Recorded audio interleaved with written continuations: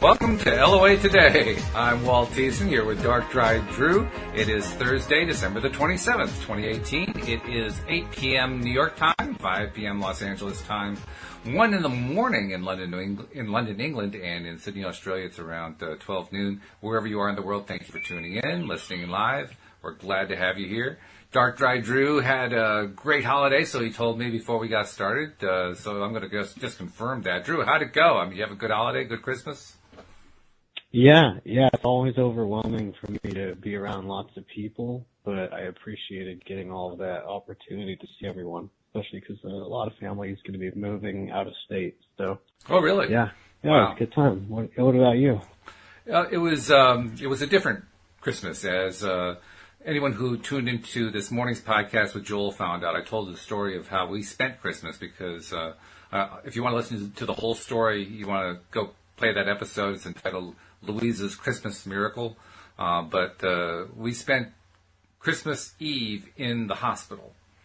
And the short version of the story is Louise had something known as AFib, or atrial fibrillation, which is basically the heartbeat, but beating out of sync, the stuff firing in the wrong order and so forth.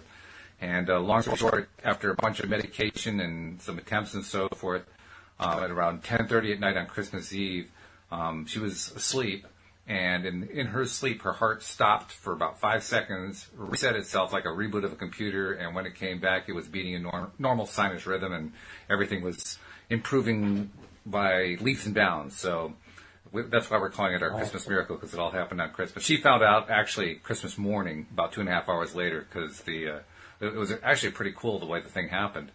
Because, when you're in the hospital, they got you all wired up, so they can monitor you from the nurse's station, right?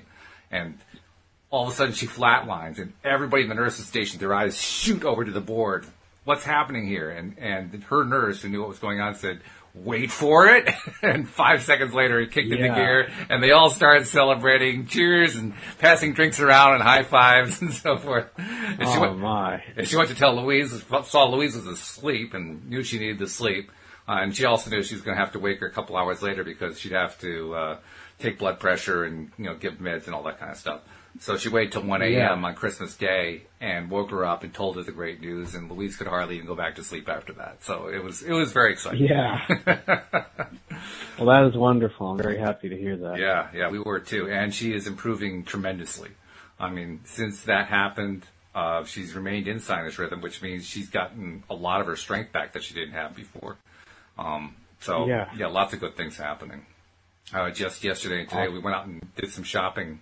And in the last couple of months, if we had done that, one store for 15 minutes would have wiped her out, and she would have had to take a 6-hour nap. This time, we did like 4 or 5 stores in a row. Everything was fine, no big deal. Today, she was a little tired after like 3 or 4 stops, but a huge improvement compared to where we've been the last couple of months. So awesome. It wasn't exactly the best way to spend Christmas, but the result was fabulous. And so, like we said, we're calling it our Christmas miracle because it really was. So yeah. Well, that's wonderful. Yeah, I'm very happy to hear that. So am I. Look at my face. Yeah. So. Anyway, we don't really have a firm topic worked up for today. We are inviting people to leave questions. So if anyone has any questions who are listening to the live stream, and either on our Facebook page, the LOA Today page, or in the Facebook Law of Attraction Changed My Life, could be either one. If you are listening to the live stream, feel free to plug in your questions, and we'll be glad to answer them. But I figured we could kind of just continue what we were talking about last week, Drew, because last week we were kind of exploring some stuff that is pretty pertinent to most young people today. And I'll kind of along that same line, I'm trying to think where the context was for what I'm about to talk about. But, I know what it was. It was a conversation with Bill G., who I used to do an online radio show on PRN, which is where this is also broadcast as a recorded show each time. But on PRN about 8 years ago. And it was not on the topic of law of attraction. It was on politics and news and all this other stuff. And we both kind of burned out on it and gave up, and that's when I decided to do the LOA Today more permanently. But he was on the show this past Sunday, and during that show, he and I were kind of talking about, well, actually after the show, he and I were kind of talking about what it is that people are looking for from podcasts these days. And he mentioned that his son is big time into online gaming. And in fact, he is one of the people who likes to go to places that are showing somebody playing an online game and then kind of talking with their friends as they're doing it. Apparently, this is a big thing these days. Thousands of people will tune into some of these shows. And I was intrigued by that because I didn't really know what was going on there. But his son does it, so I was kind of picking his brain. And he said, it's an interesting thing that the reason that the kids are tuning into this stuff, just watch somebody play a video game, is because they keep it light. Everything is light. Everything is just, there's nothing, there are no heavy topics. I mean, the moment anybody tries to talk about politics, everybody stops watching, that kind of thing. It's all just very, very light. And the reason it's light, and I thought this was a great insight, he says the reason it's light is because the kids who are tuning into it have so much being loaded on them these days through the educational system, through the changes in technology, changes that families have been going through.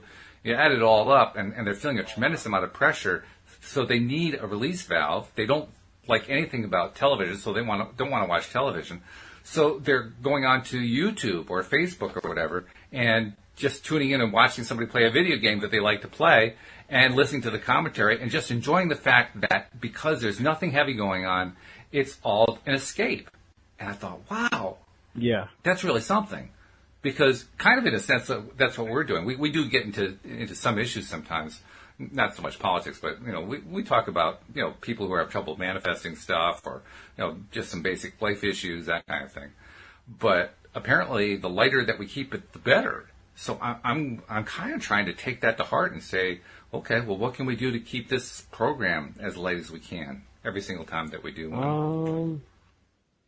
Well, my opinion's the exact opposite. Oh, really? Okay.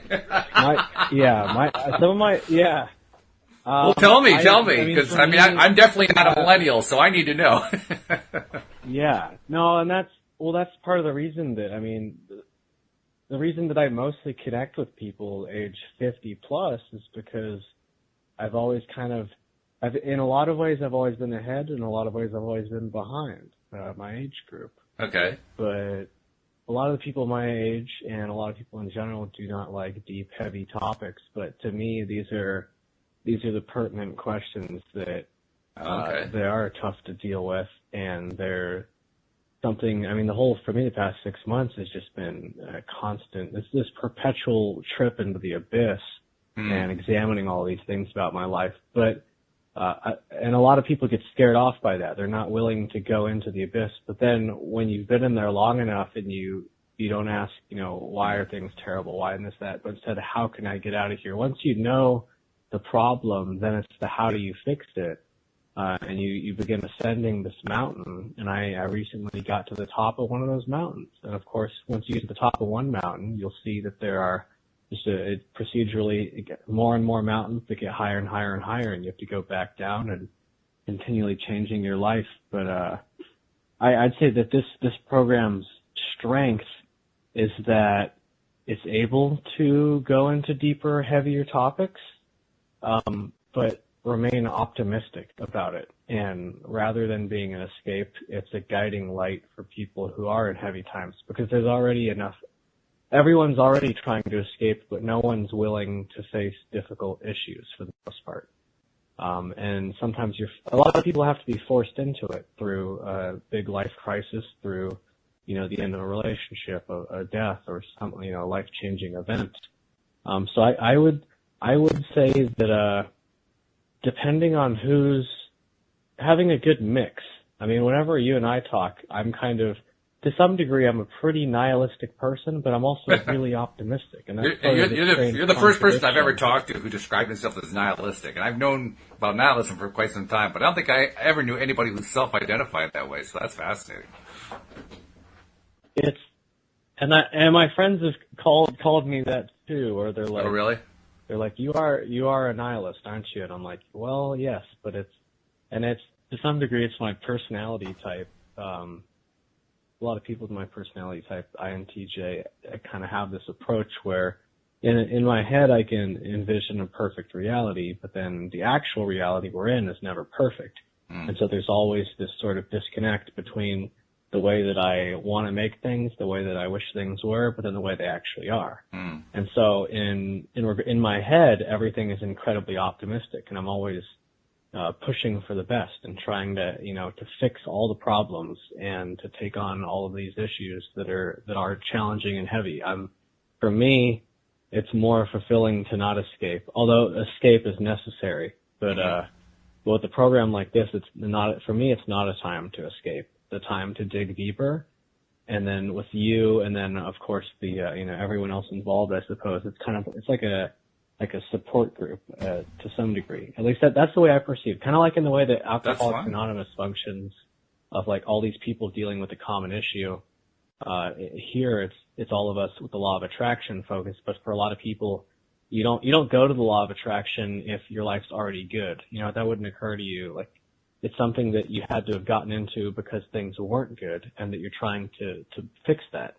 And that's kind of what drew me to it, was that for years, depression and medical issues and all of this stuff, to the point where, now I'm like, okay, I'm starting to understand the power of positivity, the law of attraction, aligning my life with all of this.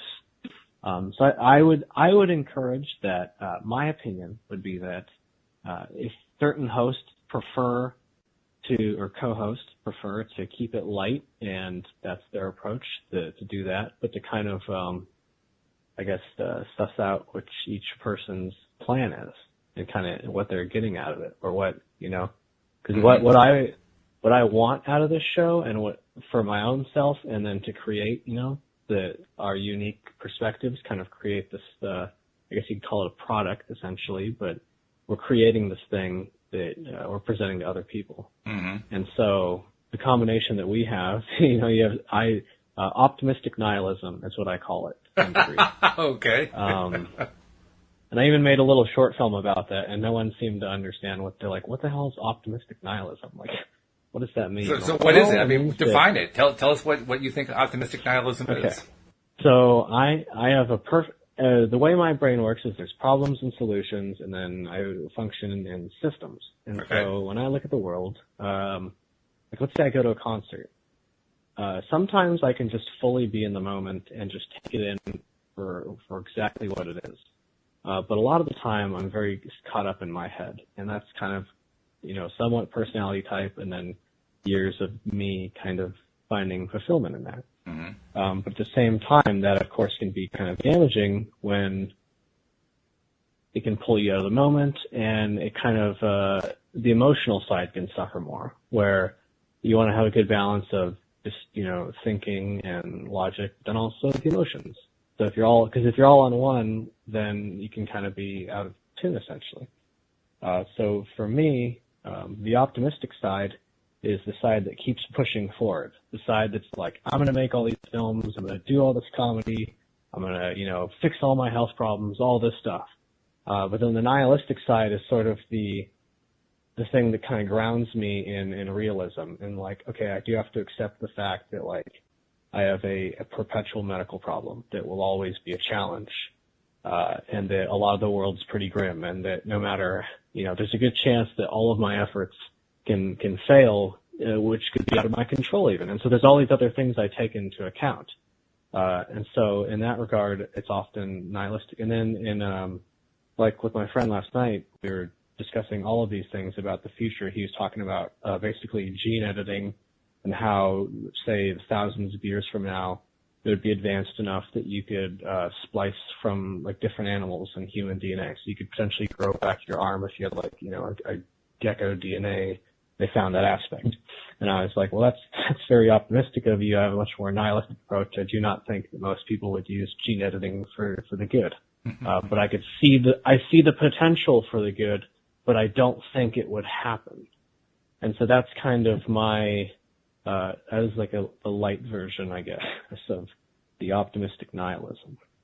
That's interesting, because nihilism is generally rejection of like religious and moral principles in general, and what you're describing actually seems to be a certain embracing of them in some sense, although not in the typical sense. Am I misreading this? It's a mix, and that's why I have to specify that it's not just nihilism, because it's optimistic nihilism. Because pure nihilism is toxic. But it's like, it's not optimism with the side of nihilism, it's nihilism with the side of optimism. Although I try and get it like 50-50 if I can.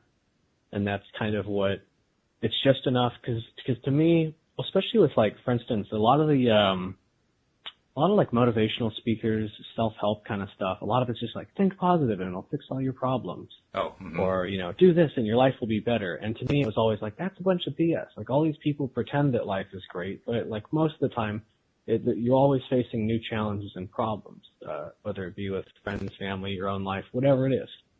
And so I like to have a more grounded approach in like accepting the, the challenging, the difficult, all of these like things that are unpleasant, but then kind of pushing through all of that. So it's kind of like just this train is the optimism, and it's just pushing through all of this trash, which is all of the nihilistic side, and it's blasting through it. But it's kind of just accepting the facts that it's all there, and being like, okay, we have to anticipate all of this.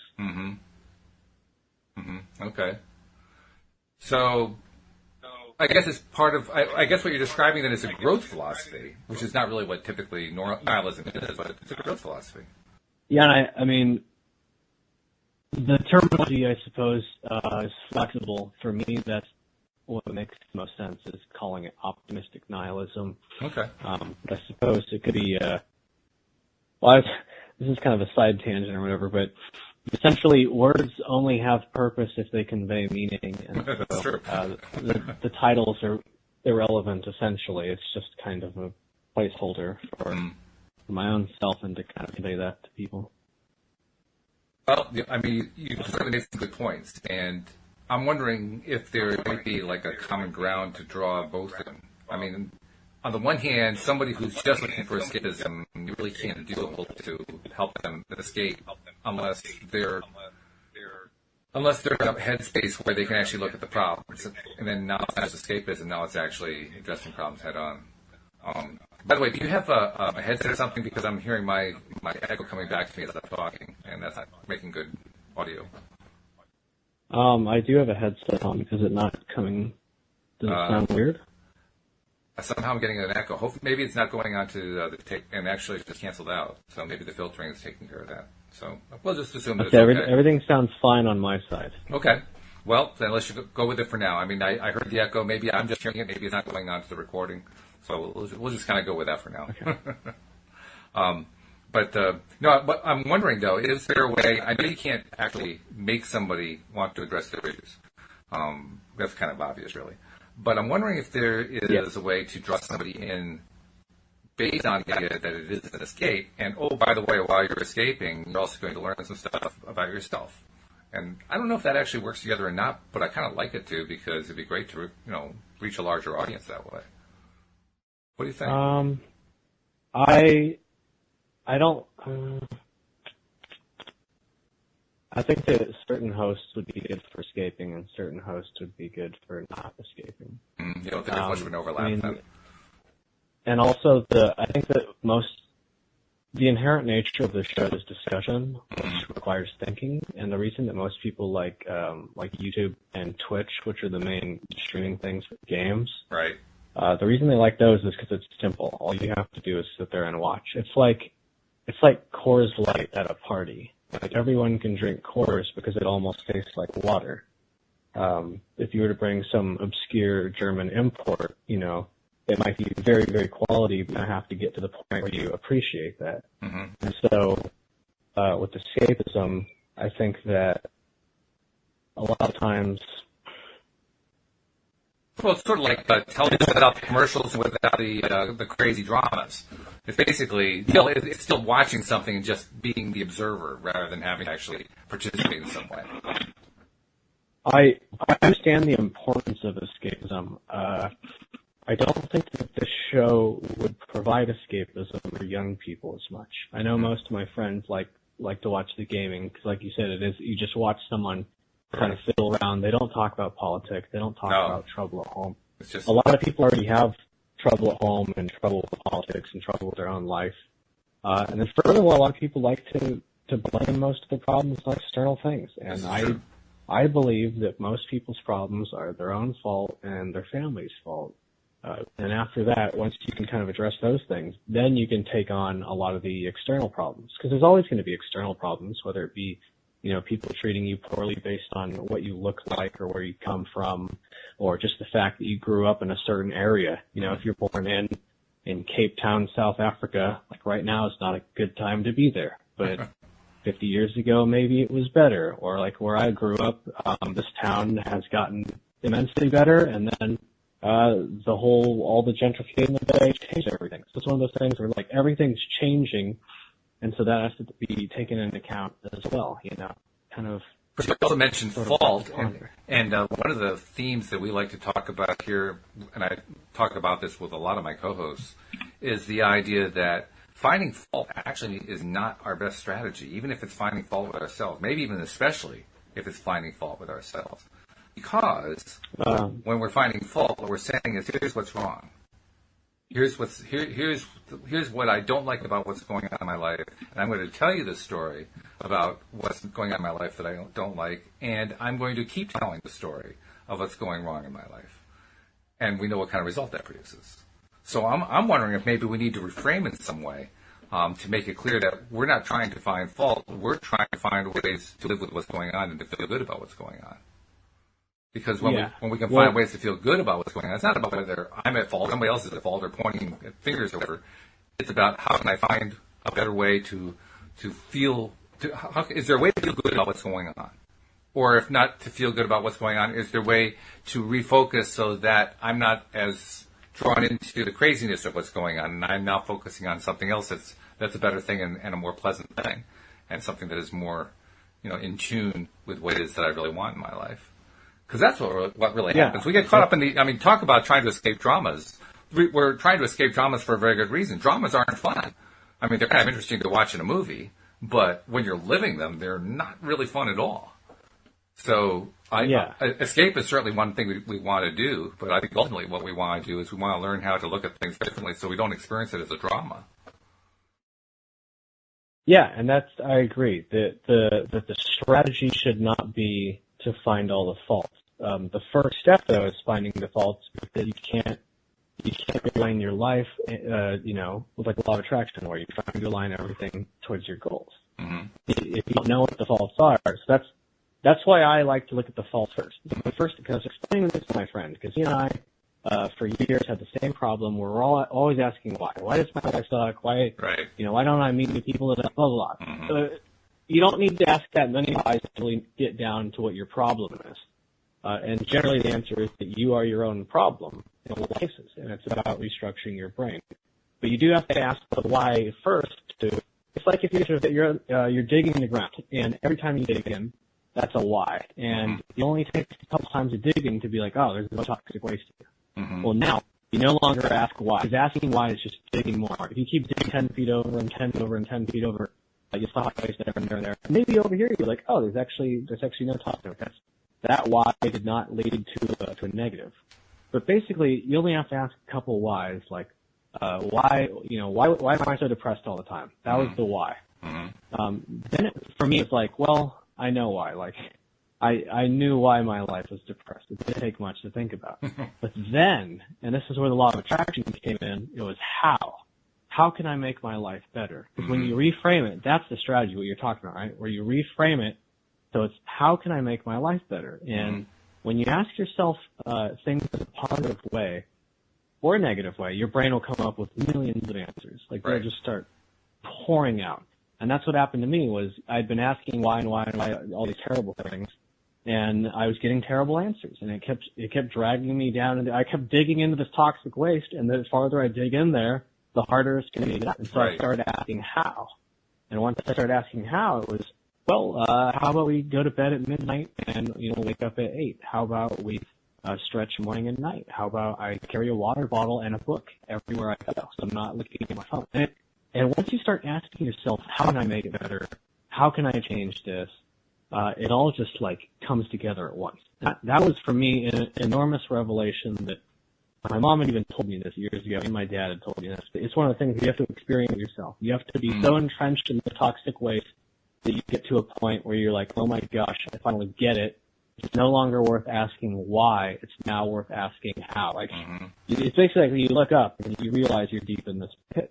And so I agree that you definitely do not want to always be looking at the faults, because that's what I did, and it just drags you down. But you do have to first, it's like with any addiction, you have to recognize the problem. It's okay, I'm drinking too much. Then from there, if you keep asking, furthermore, well, why do I do this? And, it goes on and on. But reframing that, definitely. Yeah, I agree. And what you're really describing is, I think I might change the way you phrase it. You say finding fault. I wouldn't say it as finding fault. I would say identifying what you don't like. Because there's no fault in identifying what you don't like. So I don't like that X is going on in my life, and X seems to repeatedly go on in my life. Okay, good. Identify what you don't like. And the good thing about identifying what we don't like is that we have just, by saying it or thinking, feeling it, or expressing it some way, at that moment in time, we have simultaneously sent off what Abraham calls that rocket of desire about what we do want instead. And then here's the really interesting thing. Yeah. We send out sort of rocket of desire. We have this expression of here's what I want instead, but we don't actually say it much of the time. Or we don't actually think about it, or we don't actually feel it. It's like we know it's there. We know that there's this other thing that we would really prefer instead, but we don't spend a lot of time on it. In fact, usually we spend no time on it. And then we wonder why it is that we keep experiencing the bad stuff, which is kind of ironic, I think.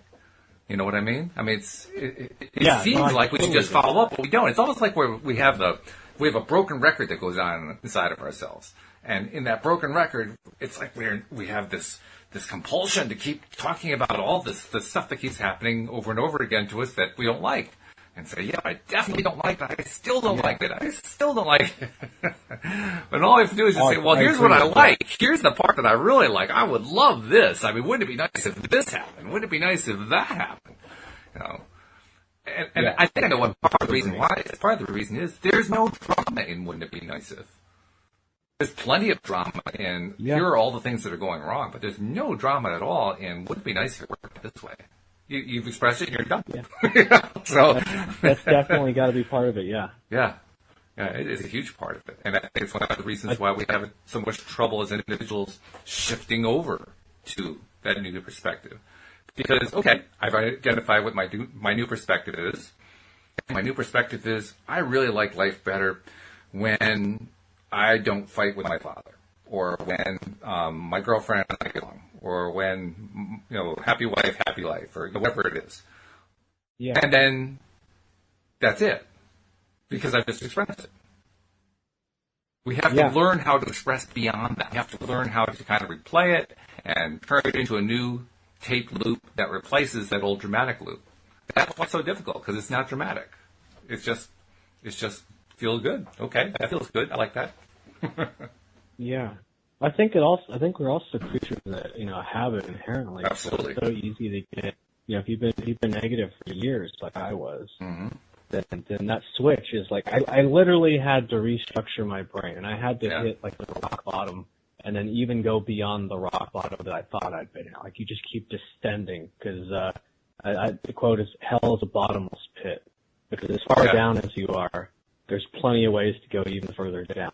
And that's where I was at, and it's like, oh my gosh, I finally realized that. So definitely what you're saying, and then also, I think a lot of people don't like to allow, I haven't quite figured that out, but a lot of people allow themselves to be happy. And even I have had trouble with this through time, where I feel the need to be doing something productive. Mm-hmm. And I think a lot of times that's a societal thing, that's kind of been, we've been brainwashed to, because in Europe, in America, one of the first questions someone will ask you is, so what do you do?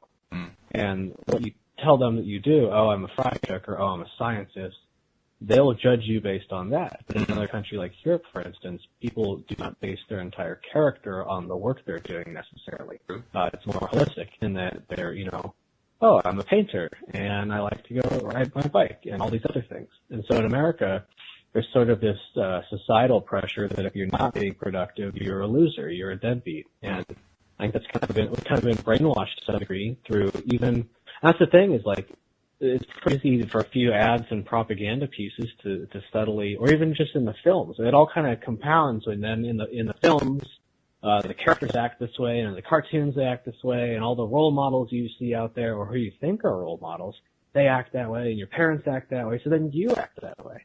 So then you get to a point where you read, and this is sort of, and this is something, okay, I've been thinking this a bunch, because I talked about, with my friend last night. People in the past are always becoming obsolete because everything else is changing. And you have to continually adapt. You're one of the people that's adapting because you're getting my perspective, you're getting these other co-hosts from different age ranges, you're hearing all these different perspectives. But I know a lot of, like my grandparents or like even age 40 range, age 40 plus, a lot of people kind of go stagnant and sort of are entrenched in their time period. And that's sort of, I mean, that's sort of the whole survival of the fittest is just the survival of the most adaptable. So you're having, I mean, everything that people thought in the early 1900s, some of it is still relevant, but a lot of it is oriented and backwards in today's views. I think that all of today is going to have that same effect. That's sort of like a perpetual thing. But I think that each sort of era kind of has its own merits.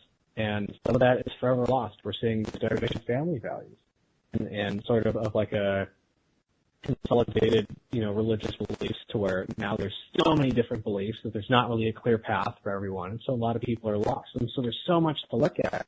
And at first it's like we're saying, where there's that, at first it's the, why is this bad? What do I not like? Figure out what it is that's not feeling right. And then after that, you frame it in a positive way. How can I make this better? Well, if you're upset with the politics, how can you feel better? What can you do to make things better in your own life? A lot of times it's so easy to get caught up in looking at, all the political stuff right now. Like it feels like it's going to have a big impact on us, and it will gradually over time often have a big impact. But in the day-to-day life, a lot of people are so entrenched in what they think about the politics that it tortures them day after day. And what I realized is that most of the external issues you can just forget about. They don't really have a big impact. It's still worth knowing about them so that you can have a better understanding of the world, a better understanding of other people and their background, and why they are the way they are. But a lot of people they kind of get stuck in it, and it makes you wonder if they actually like it, or they enjoy the drama, right? So, I like a lot of what you're talking about there. I actually want to take issue with a couple of points, though. One thing I want to take issue with is the idea that family values are deteriorating. I don't think they're deteriorating at all. I think that family values, as expressed by conservatives, is basically gone. In fact, I'm not even sure that what they envisioned in their mind actually existed. But take away the political context and just look at what happens with people and their families, I think family values are as strong or even stronger than ever before. It's just that they've evolved. They're quite different from where they were even 20 years ago, let alone 50 years ago. And in the process of evolving, they're actually evolving for the better. I don't have a whole lot of in-person personal contact with people who are raising families today, but I see enough of it to be able to see there's some really big improvements that are going on. Are families perfect now? No, they're not anywhere close to perfect. I doubt that they ever will be. But I'm seeing, when I compare to like when I was growing up, or when I compare it to like the 80s when I was watching Kids Up on it as a young man, I see huge improvements. Some things that aren't so good, but a lot of stuff that's really good. So I would say family values are even more powerful than they ever were before. I think it's just a question of how you decide to look at it. But I agree with what you're talking about in terms of the way that when we look closer at the stuff that we don't like and pay more attention to noticing it, it does get us to ask questions. And that I think is actually a strength, because the more we ask those questions, the more open I think we potentially become, if we are truly open to learning stuff from this, the more open we become to identifying how do we get to where we want to be. Because the old rules clearly don't work. Most of them really don't work very well. That's what we learned. That's what the generations have learned. The one that I grew up with, that my parents grew up with, that their parents grew up with, was put your nose to the grindstone and work hard, and you'll have a successful life. And it's not true. I mean, it's not that it's never true. It is sometimes true. Some people are able to get there, but a lot of people aren't. So the rule is not as hard and fast as it used to be. And that's a good thing. I see that as a very good thing. It's generational learning in a sense. I will have to be exposed to more people before I could make a definitive opinion on either side. Okay. In regards to family and what you just said. But I think generally if there's two differing opinions, the reality is probably somewhere in between. Oh, yeah. That's from what I've learned. I suppose maybe then it's not entirely the degradation of family values, but more the fact that it's no longer just consolidated. There's not, because in the 50s and stuff, you have this sort of like American dream and the nuclear family and stuff like that. You know what the funny thing about the 50s was? The 50s was a lie. The 50s was a great big lie. Yeah. It was a lie even then. Yeah? It was not real. It was never real. Father Knows Best was never real. Yeah. The Brady Bunch was never real. Never ever. It did not represent the way families actually were. It was a myth. It was a myth created by, in this case, by Hollywood and by the American television networks. But it was a myth. It didn't actually exist. Yeah, and I've been curious about that. I've only had a few people to ever ask, but that's interesting to hear. And I do agree that the idea of the American dream itself is a myth as well, where, when you look at a lot of this stuff, it was like pretty clearly, even the education system changed so much so that a lot of what I learned was memorizing things and doing kind of grinding work. And it was basically setting all of us up to go work at factories. So a lot of these people my age, they don't actually have any critical thinking skills, no emotional skills, no empathy. These are things that were taught by their family because their family wasn't taught that, and their family wasn't taught that, and so it goes back and back. And so that's where I say that, people's parents and their own selves are responsible for a lot of it, and essentially their whole lineage and then the circumstances, the time periods they were in. And then, so that's sort of, and then the whole, America's a big pot, and there's tons of valuable things that come out of that, but tons of things that aren't so valuable, where there's a lot of conflict in beliefs, and so it's kind of hard, especially hard, actually, to kind of have a nuanced approach and to find a middle ground, where it's like, okay, you believe that, I believe this, let's kind of find a good thing in the middle, because right now it's super polarized, and that's what's really frustrating to me, is it's like I'm trying in my own life to reach out to people. You know what, though? It's really only polarized in politics. Take politics out of this and look, because politics is really actually a very inaccurate looking glass to look at society in. It really doesn't represent what goes on in life very well at all. It's kind of like trying to look at society through the news. The news is a terrible lens to look at, trying to understand how society is. If you look at society through the lens of the news, you basically come to the conclusion that society is this horrible, toxic pit, to use your words.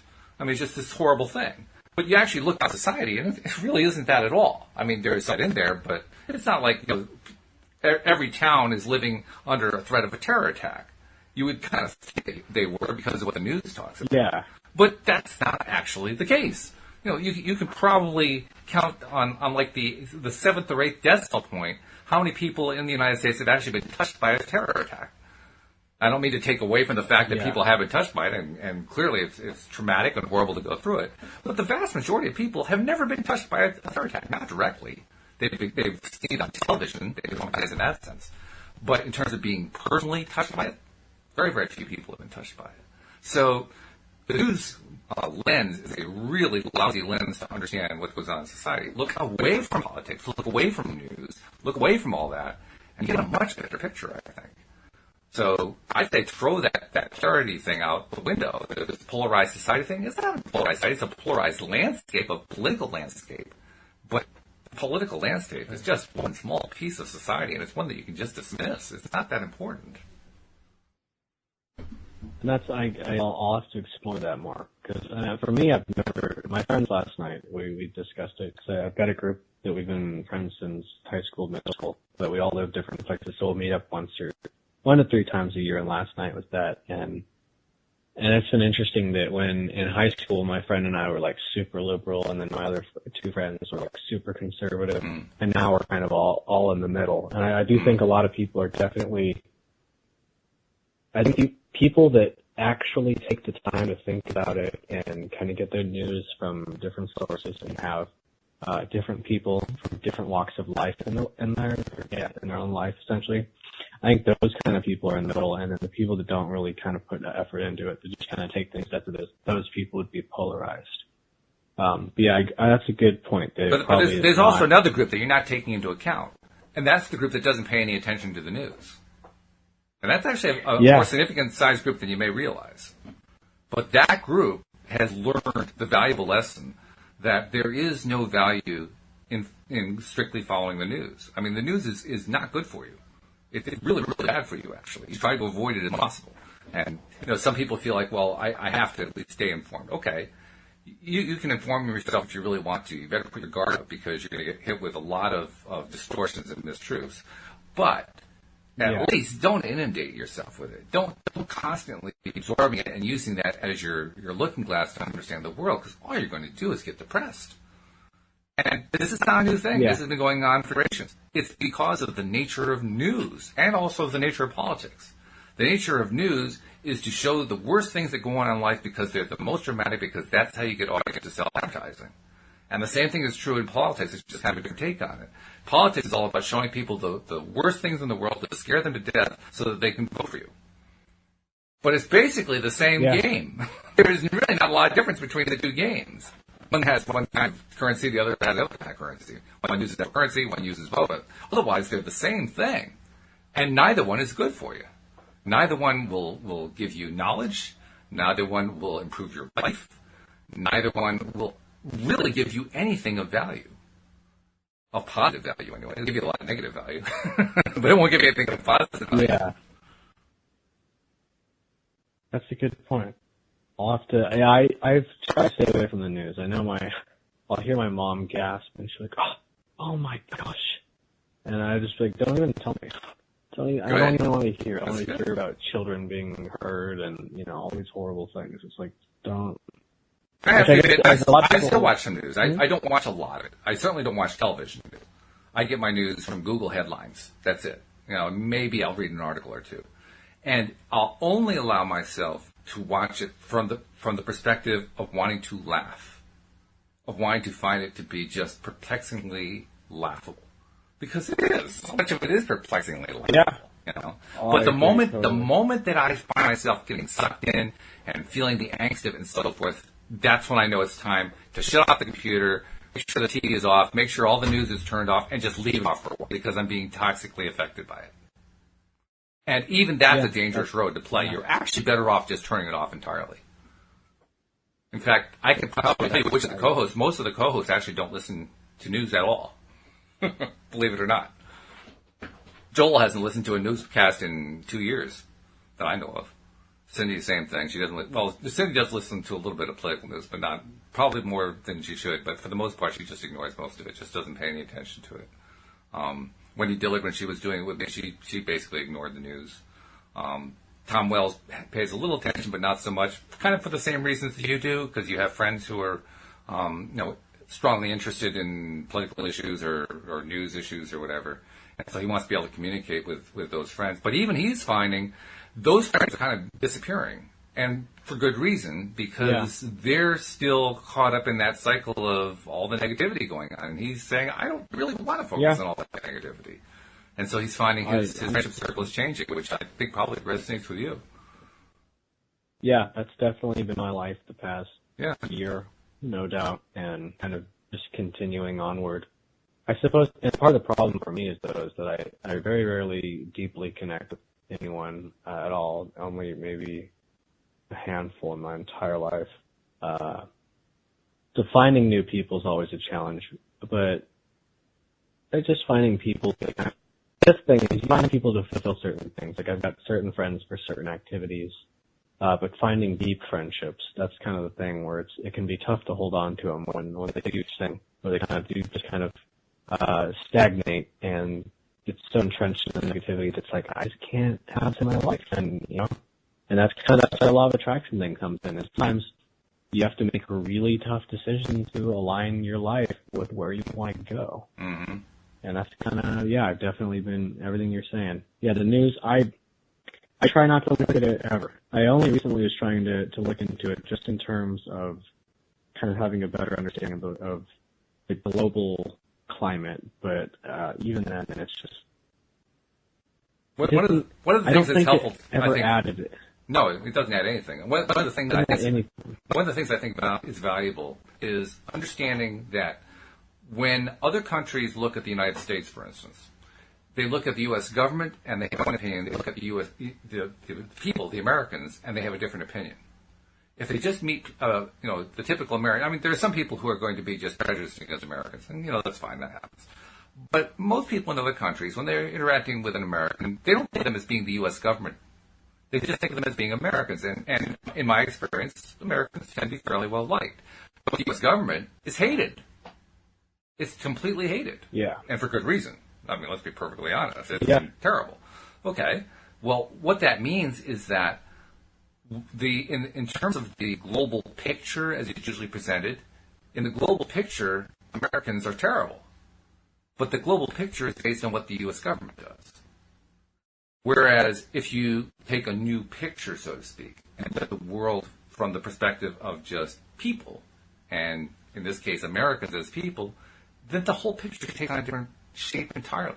It's like looking at France right now. France is dealing with a number of protests, the yellow vest protests, right, where they're protesting the policies of the French president. And if you understand France in that lens, it's a very limited lens, and through that lens, it looks like France is in chaos right now. But I guarantee you, if you fly over to France right now and just, walk down the Champs-Elysees in Paris or take a trip down one of the rivers on a river cruise or whatever, you won't see any of that. It's not what you're going to find. You're going to just find French people living French lives the way that they have for a long, long time, using modern technologies and such, but basically just people living their lives. They're going to be nice people. They're going to be good people. Well, some of them won't like Americans, but a lot of them will. And you'll just find it's a different experience from what you saw on the news. So I wouldn't worry about what's going on in the global picture, because the global picture isn't accurate. The global picture is actually as far from accurate as you can get. It's very inaccurate. Yeah. It's not representative of what's going on at all. That global picture is a fiction. Distortion. Yeah, it's a fiction. It's a fiction that's been created by the newsies, by the politicians, by all the people who want to sell drama to us. Saying, oh my God, you should be fearing this, you should be angry about this, you should be frustrated about this, you should be, organizing about it, you should become a political activist, you should, take your stance and stand firm against this terrible thing that's going on. That's what they're selling. And they are not representative of what life is. They aren't even close, really. Yeah. They actually missed the mark by a lot.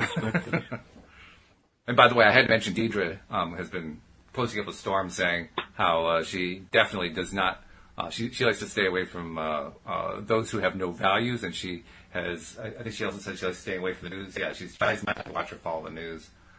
So, good for you, Theyre. Oh, Theyre also has a message for you, Drew. She says, Drew, my mom is the same way. She tries to tell me all this horrible stuff, and it really sickens me. I think about there someday being a TV network of good news. For all I know, there already is such a thing. And I think that's actually what the dream of LOA today is, to become a podcast / video network of good news. and that's where, I guess, full circle, we come back to the idea of, should you make the program light? I think that through these discussion of, deep topics and challenging things, I think every episode so far, we've always come to a positive conclusion or a positive way to frame it, or, sort of one thing that you could do or that I could do to change, the daily life to be better. And so, yeah, I totally agree. I guess I think that what you're looking to achieve, your program already achieves. Mm-hmm. Yeah. I would not suggest doing anything else. I am aware of the value of staying light, and that I think it's what my conversation with Bill told me. So basically, stay on the light side. The light side it's the side that's going to make it easier for somebody who's trying to escape to pay attention to you. because the nature of escapism is to literally turn off all the drama. It doesn't really have a positive agenda. Because like you said, somebody who's watching a video game, they don't really care to participate in any way. They just want to watch somebody else play a video game and talk about nothing of any great importance so they can just get away from all the drama. But it doesn't actually promote a positive viewpoint. It just gets away from a negative one. It's kind of like being a neutral. Yeah, that's a good point. And that's, I think a lot of people like to just have sound in the background too, so they don't feel lonely. Yeah. A lot of people, I even have trouble with this, but I don't like silence. I had a ringing in my ears for a long period of time because I go to a lot of concerts, but it's kind of gotten better. And so now silence, I've learned to appreciate silence more. But definitely, I understand why people do, escape. I just found that when I got into that stage, which was drugs and alcohol and stuff like that. Oh yeah, it's common ways. It was just a short period of time before I was like, no, this went downhill really fast. Like just in a matter of weeks, and I just quickly just cut it out. Like, no, that's not at all. Well, good for you. A lot of people don't. Yeah, it was. Unfortunately, I have a supporting family that was like, what the hell are you doing? Like, I think a lot of people don't have that, or they don't have, a lot of people aren't taught how to make tough decisions. And that's another thing that's kind of the factor into what we're talking about of like, not following politics, not getting caught up in the drama. That's a tough decision. It sounds easy because in your head, it's like, oh, I'll just, start aligning myself, and it's not necessarily being positive, but it's becoming a positive being, and that's how I like to look at it. And a lot of people sort of seem to have trouble. I know I had trouble with that, because it sounds so simple on paper. That's like advice. You can have a fortune for the bold. It sounds so simple when you say it just in several words, and in real life, it's very intimidating. It's very challenging. It's always different depending on the situation you're in. Right. But learning to take I know for me, I have to take small steps. So, for me, I always had a problem with like approaching people I've never talked to before and then trying to talk to them. Yeah. And so it was easiest to just talk to very, very normal people about mundane things. And then I could go approach people, build it up and up and up. And now it's like getting to the point where I can generally walk up to someone if I'm feeling, confident or whatever and just start talking to them. It's sort of building. So I think a lot of people will try and make the positive changes, but they want to expect everything to happen a lot faster than it really will, which is my experience. And we live in an instant gratification world. I mean, we now live in a where you have the world at your fingertips on a smartphone or on a laptop or something like that, and if the laptop doesn't load the search results in less than 2 seconds, you've lost interest. I mean, that's instant gratification generation. So that's actually a not relatively new phenomenon, though. It's been going on since before technology. I think what happened with technology is just kind of made it more obvious. But the desire for instant gratification has been around for a long, long time. And yet, even in the course of all that instant gratification need happening, you get to a point in life, and it can vary from one person to the next where you're going to reach that point. But you get to a point where you say, you know what? I keep going for instant gratification. It doesn't get me anywhere. It doesn't actually satisfy anything. And I think that's where the opening is for something like our program. Because now we're going a step beyond instant gratification. In fact, we're going any steps beyond it. But the initial thrust of it, the idea of a law of attraction, that's a step beyond instant gratification because you can understand the basic concept, and your first reaction is, well, I wanted to have things all my life and they never showed up, so therefore this stuff doesn't work. But if you happen to be a person who's willing to, delve a little bit deeper just to see, is there something to this? That action of going a little bit deeper starts taking you out of the instant gratification realm because now you're looking deeper. The moment you look deeper is the moment you're not looking at instant gratification anymore. So once again, I see it as a good thing. I agree. This is where the concept of pivoting is in. You pivot away from the stuff that you're stuck, right? That's what Abraham teaches us. You pivot over to something that feels better, something that is more continuously, consistently with what you want in life. And when you pivot your attention that way, you get good results. Well, I think the same thing is true for people who are escaping, for people who are dealing with traumas or failing to deal with traumas, failing to deal with life traumas, just things that happen on a day-to-day business in life. And when you continue to have losses there, and you continue to have an inability to accomplish much other than that quick escape, when you're looking at something from an escapist point of view, you eventually get to the point where you say, I need something more. That's what you did. You reached the point where you said, I need something more. I need something better than the answers I've been getting. So that's what I see the hope for. So I'm just trying to think, is there a way to bridge it? And I haven't been able to completely figure that out. But I'm glad that you think that we're doing the right. Well, to bridge from the people who are in the instant gratification / escape mode, who are ready to go to the next step. How do I push those people? And maybe there's not a way to do that. Maybe I just have to kind of let things happen the way they do. The first step, in my opinion, is take their phone away. Last night with my friends, we were playing board games, and I said, I've got only a couple rules. The rules are no cell phones and no food or drinks at the table. And he had a lot of trouble putting his phone away, even just for 2 hours. And when it was someone like me, I feel the energy and the vibe in them. And when 3 of us are into it and one person's on the phone, it throws off the whole thing. It is the weakest link in the chain. In fact, it's a broken link in the chain. And I think that phones are instant gratification. Because you get a dopamine rush even just hearing your phone buzz, even if you were to then open it up to find out something terrible has happened. But just hearing that noise gives you that gratification. So I'd say especially for young people, and even older people too, but mostly young people, like, take someone's phone away for 2 hours, or even if it's you, put your phone away for 2 hours and see if you can handle that. Or if you're like me and you use your phone to write notes or draw and stuff, put your phone on airplane mode so you'll get no notifications. You only have your, notepad and my sketch pad. And that way, it's purely functional. There's no Instagram, no Facebook, no text messages, no emails. Because all of that, and this is something I realized too, because I always get the notifications for the emails. Like, it's like 1 out of 300 emails is important. So kind of, that would be like the thing earlier we were saying, find out what's bad. Okay, well, for years I've been getting these notifications, and I was like, wait a sec, this doesn't actually add anything to my life. I could just decide to check my email once a day, and that would be better than constantly getting spammed with all of these stupid notifications that I don't actually have any relevance to.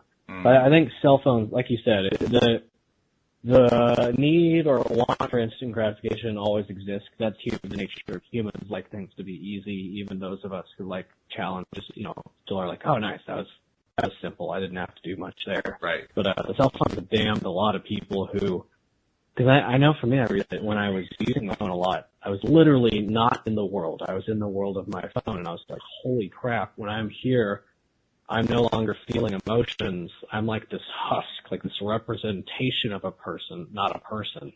And that's why lately I was like, okay, here's my rule. Like, if I'm on Instagram, it's only because I'm posting art or posting jokes. Or if I am texting, I'm not just, hopping on there just because. It has to be for a purpose. Right. But you first acknowledge that, and that's the tough thing. So I'm going to make a note for next week, because we're out of time for this week, but I'm going to make a note for next week to talk more about the instant gratification. But even more, this idea that you're proposing, which is pretty radical, that people put their phones down and turn them off. And I say it's radical because for somebody in my generation doesn't spend a lot of time on the phones. I mean, my phone is like a really old phone. I don't have the most current phone at all. And it's because I check it like twice a day. That's it. And I check it for maybe 5 minutes. I don't spend a lot of time on the phone, whereas the younger generations, they spend all this time on the phone. So let's make that a topic for next week. Let's talk about this spending all the time on the phone and, all the things that are involved with it. Sound good? Yeah, phones are going to be the cigarettes. They're going to go, oh my gosh, you used to use a cell phone? I love it. Well, this has been great. I don't think we have time to talk about it, but thanks for taking us in this direction. This is a good one. Very good. So yeah, I got to go, but I'll catch you this week. It's all right. Fun. Yeah, I'll talk to you. We hope that all of our listeners come back next time as well here on LOA Today. Goodbye, everybody.